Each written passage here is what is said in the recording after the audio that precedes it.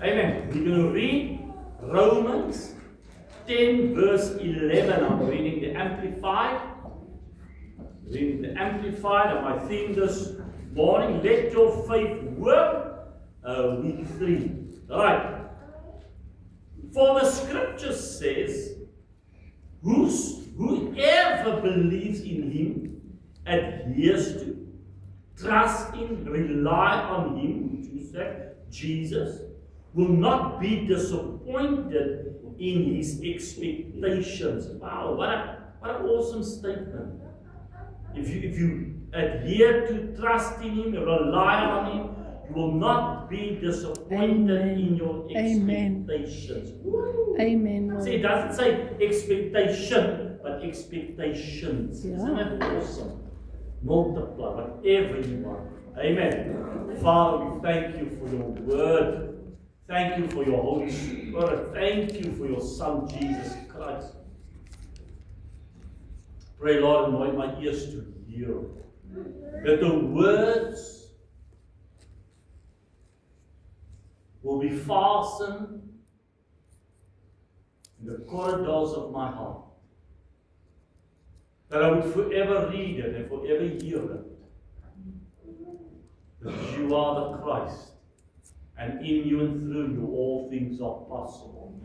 Let this word be written on the tables of my heart in remembrance of you. That my faith would rise up and become a faith that receives, and a faith that speaks the name of Jesus to affect people's hearts and lives. Amen. Amen. Yes, amen. Faith cannot be stagnant. It is always looking to advance the kingdom of God. Whenever you talk to somebody and they're going through a crisis, what do you want to do? Pray for them. If you hear somebody sick, what do you want to do? Pray for them. If you know somebody don't know Jesus Christ, what do you want to do? Pray for them. Why? Because Jesus Christ is the answer. And that's why your faith is continually looking and searching for somebody whose life you can change and affect. And Matthew 60 is always in the back of our minds because it's telling us what our faith should and can do. Because the word says, in my name, they will cast out demons. They will speak in new tongues. They will pick up serpents and they will drink anything deadly. It will not hurt them. They will lay hands on the sick and they will recover. It is a continual mind, your life as the children of God. We want to change the lives of people because of Jesus Christ. We want to glorify. We want to see God's glory manifest in people's lives.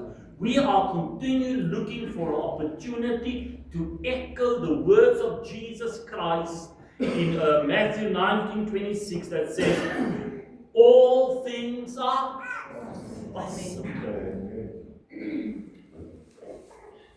What captures your attention will always grow.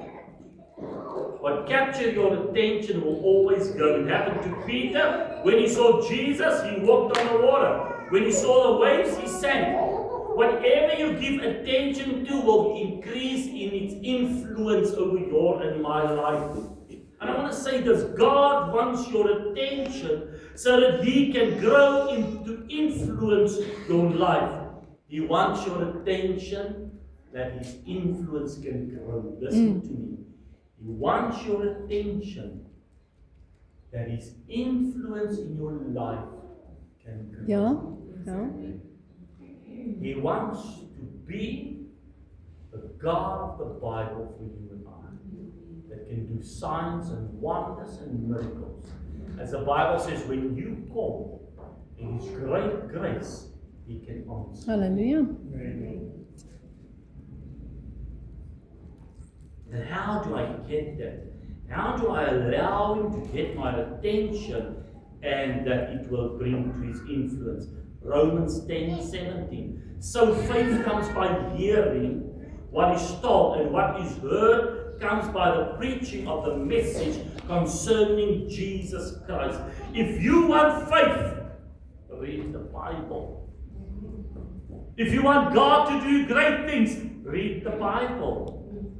Give the Bible attention. Therefore, the word says in Matthew 6, but when you pray, go into your room. And then he makes a statement. And then he says, lock the door. Why? To keep you in other people out. That you can know this is the moment you are giving what? God attention. Lazy people cannot do that. They're always busy with the outside world. A lazy person will never have the faith that they require to overcome. You will hear them. They were always in battle. Nothing changed in their life. In one warfare into another warfare. If this is wrong, that is wrong. But if you give God attention, the word will start to influence your life. But when you pray, I want to stress this, but when you pray, go into your room. Lock the door. Amen? Amen. And then it goes further. You call upon the God that is in secret, and He who is in secret will reveal Himself to you. God is a way to perform His word. Yes. The word is powerful, alive. The word is like a hammer. The word is like a flame. Amen. And it has never and will, as long as He is on the throne, which be forever. Amen. This word will never lose its value or its authority. Never. God wants to answer our prayer. So you and I should, and it is so, we are praying and we are seeking God. And we are continually working with the word to change the outcome. But at one point, you will have to receive the word. You will have to receive the word. Yes, amen. You can pray the word, you can speak to it, but at one point in your life, you have to stop and to say, I receive the word of the Lord for my life. Why? That the word can influence your life, change the outcome of your life. We need to let the word have its influence. In Luke 5, we read that Peter worked hard because Jesus was looking for a boat. He got into Peter's boat, and at the end, Jesus said, "Go into the deep ocean." And then he said, "I hear you." But we went in the sea to play around. We work hard. We are tired. Amen. Simon replied, "Master, we worked hard all night to the point of exhaustion and caught nothing in our nets. But at your word, I will do as you say and lower the net." What was Jesus saying? Go into the deep waters and drop your net. What do you think happened there? Jesus declared that there will be fish there. Yes. There was nothing. Remember, they worked hard the whole night. There was nothing. Jesus said, go deep, and when you get there, you will find fish. Isn't that awesome? Yeah. He spoke a word, and so will it be. So Yes, when Peter got there, it's like Proverbs 10:22. The blessing of the Lord maketh rich, and no amount of hard work can give it to you. Isn't that awesome? I think that's what happened there. He said to go there. You are tired. I know you're tired, but listen to me. I will make you rich, and all that you have to do is drop your nets and pick up the fish. Amen. Isn't that awesome? Hallelujah. Jesus spoke a word, and so shall it be. And Peter received the word of Jesus, and it came to pass. Yes.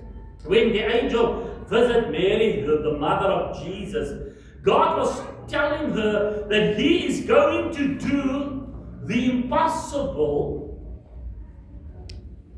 He's going to do something that has never been done before. He's going to give her a child without ever being with a man. Because it's impossible. Impossible. And more. He is going to fulfill His word through her. He's going to fulfill a promise through her. And I like what she answered in verse 38. Mary said, "Let it happen as you have said." Isn't that awesome? She heard the story. How can it happen? This is how it's going to happen. Fine, I received that word. Isn't that awesome? Peter said, "I'll be tired, but on your word, but on your word." What did you do? I receive that blessing. I receive what you are saying for me. So that their lives can change. Remember, the word has already been spoken. And it will come to pass. Because the Bible says, God is what? Awake over His word to perform it. Yeah. Jeremiah 1:10. So often we think we have to fight in our prayers to get God to stretch out His hand. We feel that we need to fight to overcome, fight to be healed. We always feel that we are on the battle. Now I have to obtain this. I have to obtain the favor. I have to obtain the goodness. I have to obtain my healing. And fight means that there is something that I'm reaching out to. And when I'm in front of it, it sometimes feels to me, it eludes me, it evades me, and it avoids me. Why? Because I want God to do something great for me. And that kind of prayer to obtain something, you know it's there, will make you tired. It's frustrating to pray that kind of prayer. And we are so afraid to miss God. Some people will tell me what they have prayed. Why? Because we are so afraid we are praying wrong, having the wrong words. It's not about praying, it's to receive that word. It's to receive that word that will change the outcome of your life. So many people are living with disappointment. And I want to say this, it's time that we will change that. It's time that we will not just go into our prayer room and understand, now I have to obtain. You don't have to obtain nothing. Everything is done for you. Through whom? Jesus Christ. He has done everything. I don't have to fight to overcome. Because the word says, I am more than a conqueror in Romans 8 through Jesus Christ. I don't have to obtain the blessing. I am blessed. I need to receive that word. And I need to steer my life to obtain that word. Amen. If you want the goodness of God, just receive it. And direct your life so that that can manifest in and through your life. Jesus is Lord. Amen. He's not going to change. I don't have to obtain my healing. I don't have to obtain it, look for it, and then when I get it, it feels that it avoids me. It's gone. Now I'm looking at it, and then you feel so disappointed. The Bible says in 1 Peter 2:24, He personally carried our sins in His body on the cross, so that we may die to sin and live righteous for righteousness. Then, for by His wounds, who believe have been healed. Past tense. Yes. I don't have to obtain. I have to receive. Yes.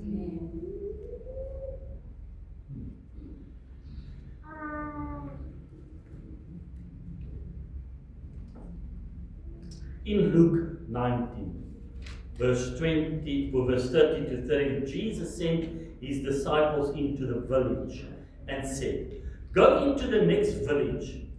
There you will find a young donkey that has never been ridden. Untie the donkey and bring it here. If anyone asks you, why are you doing this? Just say the Lord needs it." Now, Jesus sent you.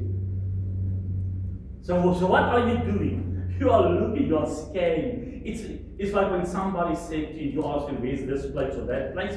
You give direction. They will tell you at the second road, you turn left, go over 3 stops, please, turn right, and then you'll see a small house, a blue house.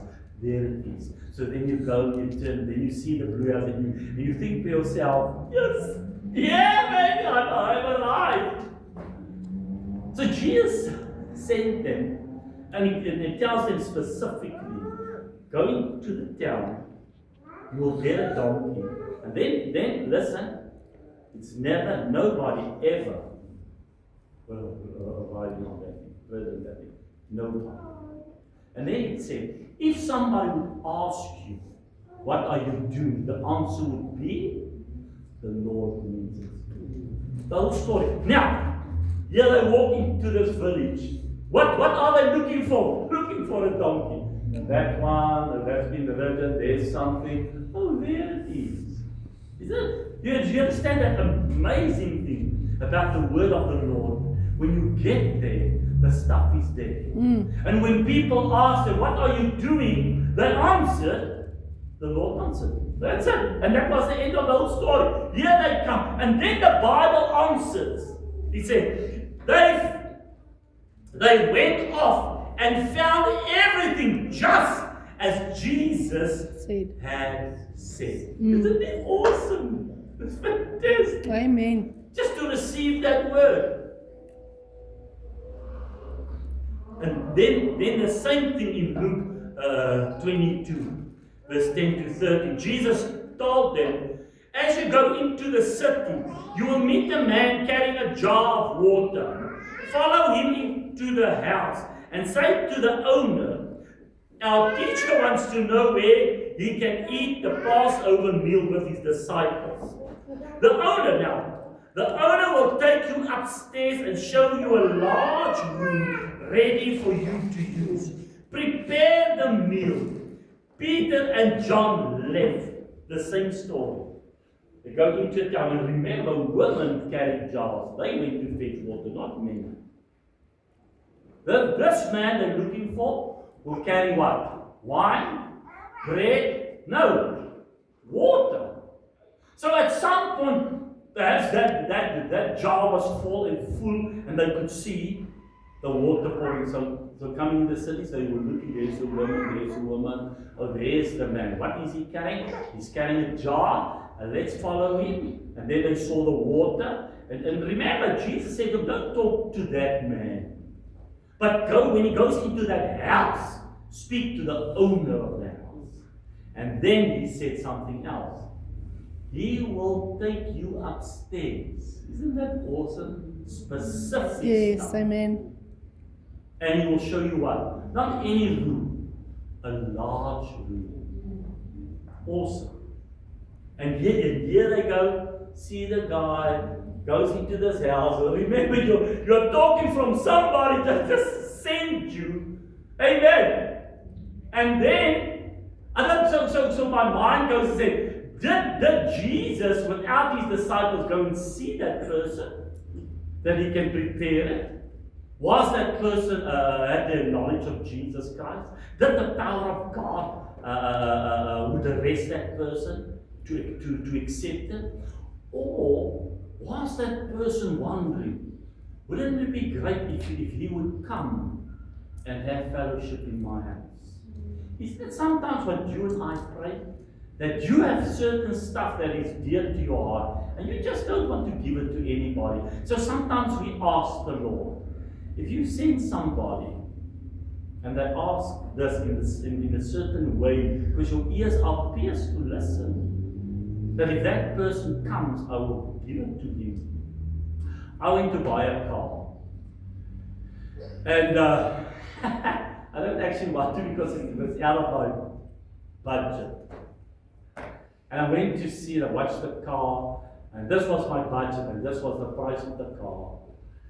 And this man or woman stood there, and I said, well, I'm going to ask, and I said to them, I know this is the price, but I only have so much.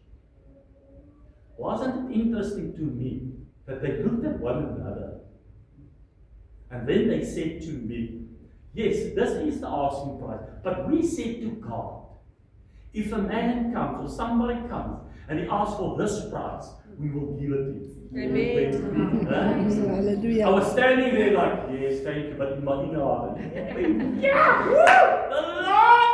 Amen. Amen. That's the thing that when you go and you allow, you ask God, let your favor, let your mercy be upon me. Let the impossible become possible. I was amazed. Isn't it what happens sometimes in your life? You have stuff and then that person comes and you think for yourself, ooh, and you give it to them. And you're actually more blessed than they are because God showed up. Amen. Yeah. And then it is so. And then you have a much easier heart to give it to somebody which you know they were sent by God. Hallelujah. And then the word said, they found everything just as Jesus had told them, and they prepared the Passover meal. Awesome. So faith prays the word, and that word has my attention. And then faith needs to receive that word. I need to receive a word so that that word can influence my life. I spoke to a woman, she was in hospital, and I said to her, what is the word God gave you to be healed? I said, you can be in hospital, but you can die here. This is not the place you think that healing is coming and everything is. People die in hospitals. I said to her, what is the word? And she just looked at me and I said, listen to me. You need to get a word of God that you can stand on so that you can be healed and get out of this place. Because by your faith you will walk out. Amen. So the next night I went. She said to me, I have a word. Amen. Isn't that awesome? By the grace of God. Amen. It's like when you have a word and you receive that word, that when you get there, God is there doing the healing and touching. It's like with the Daniel, three things. Before they got there, he was already there. They didn't see him at that point. Nobody saw him at that point. You can't go into that kind of fire without him. But what was their confession? If we love and we die, we still follow him. Isn't that awesome? It's that what, when you come to a point, when you start reading the Word, and you start to spend time with the Word, it's like, most probably you've seen it. You read, and you've read that scripture over and over and a few times, and that day, when you read it, it's just like, boom! It highlights everything in your heart, it highlights everything in your mind. And then you turn around and you say, God said so.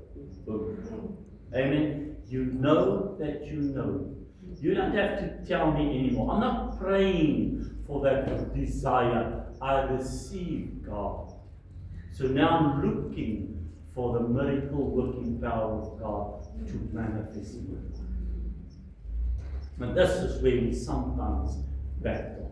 We always fight to obtain it. You need to read the Word, that the Word can have its influence. Because you will read it, and then the Word will have an influence. And that scripture is the scripture that will change everything for you.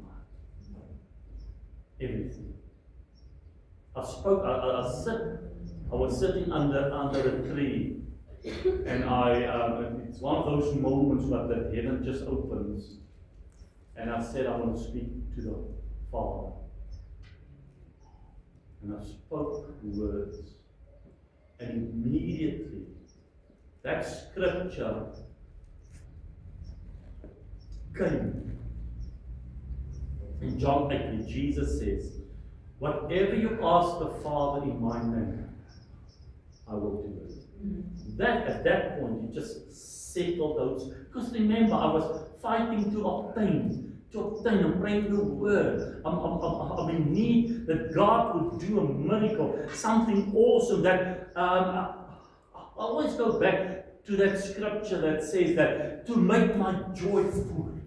Amen. That I will be full of the happiness and praising God. That I want to dance before Him. Amen. That His goodness will be upon me. Why will I always be on the outside looking in as everybody else is enjoying the goodness of God? Why can't I just come to the plate and say, Lord, I want to enjoy your word. I want to enjoy and experience your goodness and your grace over my life. And that day just settled it. I just knew that I knew. I didn't ask them anymore. I then started to look when this thing would come. And I prepared my life to receive it.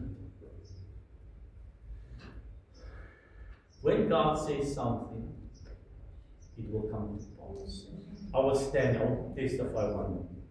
I was standing at we had an old stove. It had those fuses, but it was like a light, a bulb. So you screw it out and then you take it and you buy and you put it back and then the stove will work. Because remember, I need to eat. And the way for my wife to work is through the oven to feed me on the stove. I think the thing cost 3 or 5 rand. Really nothing. And I came to the counter, and there was the counter that between me and the table, and the guy, part of his walking space was as big as the table, and right behind the table were all these goodies that they were selling. So I came there and I said, yes, I'm looking for this, do you have? And he turns around and the Holy Spirit said to me, ask me to give you favor. Ask me to let me give you favor. So I thought you're 3 rand, 2 rand. You understand my mind said, not for free. And the guy turned around and got it and he said, I don't know why I'm doing this. Then my spirit, he said, hallelujah. Or if somebody starts with those words, I can assure you something great is coming. And he said, I don't know why I'm doing this, but you can just have it. Why do you always want to stand on the outside, looking at the people that are enjoying the grace and the favor of God? You don't have to fight to overcome. You are going to overcome. Receive it. Ask the Lord, Lord, let your word speak to me that I can receive that word. And when you read the Bible, give God attention. Let the word, read the word, you read the word. You read about the life of Christ. Matthew, Mark, Luke, and John, you read it over and over and over and over and over and over, that you would know Jesus Christ. As the Bible says, till he can be formed in me. But when I ask, he will grant me favor. Because to fight, to try to obtain will make you tired and will frustrate you, which will always ask, where is the Lord? Where is God to do something great for me? But you need to come to the point to read the word, and then ask Him, Lord, give me a word of assurance, and boom, that word will come. And what will happen? You will know that you know. You will not ask anybody else to pray, because you know that this word is the answered word. What did you do? You receive that word. Amen. And that word will change the outcome of your life. Amen. Because of the goodness of Jesus Christ in you and for you. Because John 14:13 and 14, Jesus makes this statement. And I will do whatever you ask in my name. This I will do, so that my Father may be glorified and celebrate in his Son. If you ask anything in my name, I will do it. Hallelujah. Peter walked on the water because Jesus got his attention. But what influenced him when Jesus said, come? Got his attention. Just like that, it was awesome. Here he comes walking on the water. You think that, yes, can it be my day? Yes! Isn't it that whenever you go to the sea, if you were at the sea, I taste the water on the sea. Okay? First of all, if I can walk on water, first of all, I know I'm going to be amazed, but fear will also be a problem because this is the reality. It's like this pastor prayed for somebody and they were lame and the Lord healed them. He then said he don't know who had the greatest fright, them or him, because this is the word that works. Yes, amen. Amen. Whatever you ask. Yes. This is your God. Glory, Somebody else's glory. God. This is the Glory God to that God. saved you. Therefore, he is called Jesus the healer, Jesus the deliverer, Jesus the savior, Jesus the who answers prayer, Jesus that heals the broken heart and set the captives free. And I want to end with this. This is what the scripture says. So it is written. Whosoever believes in him, whosoever adheres to trust him and rely on him will not be disappointed in his expectation. Yeah. It is written. I like it. I'm closing with it. When Satan came, when Jesus was tempted, what did he do? He made a statement. Remember, watch Jesus. The devil had all the stories, and then he made a statement. It is written. If you get to that point, if you can receive the word because it is written, it will change everything for you. Amen? It will change everything for you. It is written. Amen. Let's pray. Father, we thank you. What a God you are. Lord, let this word fall into my spirit. Let it produce fruit, 30, 60, 100-fold. Let I will eat from the fruit of my faith. That I will enjoy the fruit of my faith in you and through you.